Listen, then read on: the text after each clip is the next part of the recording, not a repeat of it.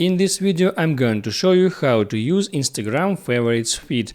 That's new Instagram feature. It's very simple to use, so let's begin.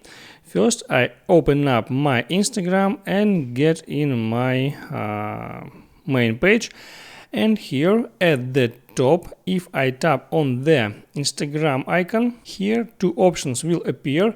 There's following or favorites. Following is the current option that shows me posts from account I'm following, and here I also select favorites.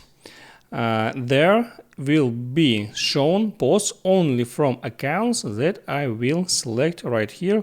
I tap on add favorites, and here some accounts are already selected, that accounts, and these accounts are just suggested, and I can edit this list. For example, I don't want to see posts from that account. I'll just tap on remove, and maybe that account and that. And if I need to add some accounts from here, I'll just tap here, and let it be one more account like that.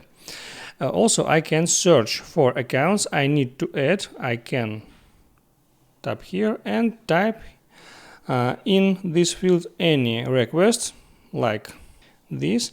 I see this account is already added. I can, for example, remove it.